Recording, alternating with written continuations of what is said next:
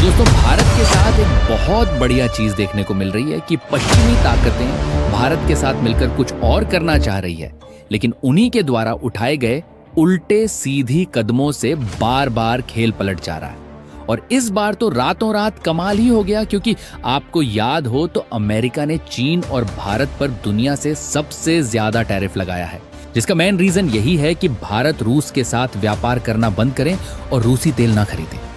यही नहीं, बल्कि अमेरिका ने यूरोपीय यूनियन पर प्रेशर बनवाकर हाल ही में जारी किए गए सैंक्शन पैकेज में रूस को अपराधी मानते हुए भारत को मोहरा बनाया गया।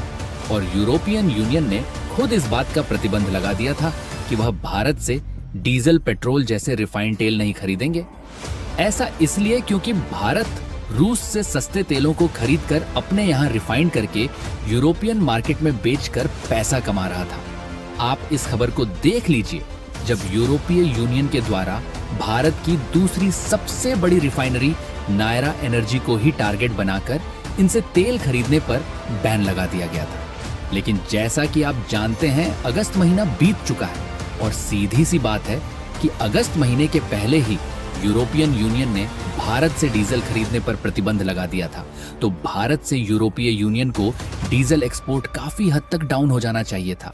लेकिन बीते अगस्त महीने में यूरोपियन यूनियन द्वारा भारत से खरीदे गए डीजल का जो आंकड़ा सामने आया है, उसने न सिर्फ अमेरिका की नींद उड़ा दिया है, बल्कि दुनिया की बड़ी बड़ी थिंक टैंक तक हैरान है कि आखिरकार भारत के साथ रातों रात हर फैसले का खेल उल्टा क्यों हो जाता है। क्योंकि जो खबर आ रही है उसमें बताया जा रहा है यूरोपियन यूनियन के द्वारा लगाए गए बैन का इम्पैक्ट उल्टा पड़ चुका है और इंडिया से यूरोपीय यूनियन को होने वाला डीजल का एक्सपोर्ट स्काई रॉकेट की रफ्तार पकड़ चुका है।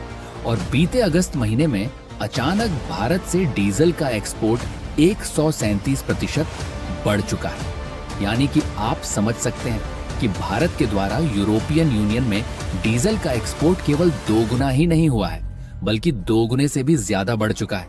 अब ये क्यों हुआ है और रातों रात खेल क्यों पलट गया, इस पूरी डेवलपमेंट को इस वीडियो में समझते हैं।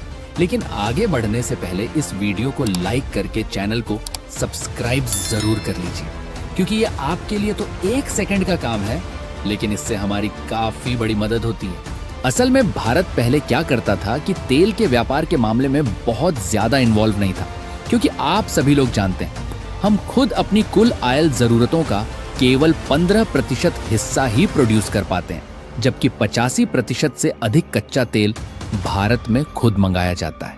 तो ऐसे में जो चीज हमारे पास खुद नहीं है, तो उसके लिए भारत व्यापार में झंझट नहीं पालना चाहता था।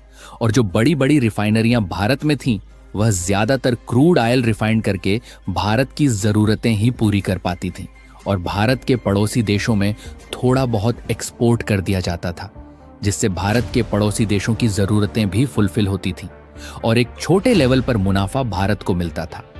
लेकिन जब से यूक्रेन युद्ध के बाद भारत को रूस का साथ मिला और रूस ने भारत को सस्ता तेल देना शुरू किया, तो भारत इस सस्ते कच्चे तेल को अपने फायदे के लिए तो इस्तेमाल किया ही, साथ में रिफाइंड करके जो डीजल और बाकी के पेट्रोलियम प्रोडक्ट जो बनते थे, उनको धकाधक यूरोपीय मार्केट में सप्लाई करना शुरू कर दिया, वह भी एक मोटे मुनाफे के साथ। क्योंकि कड़े प्रतिबंधों के चलते कोई भी यूरोपीय देश डायरेक्टली रूस से तेल नहीं खरीद रहा था।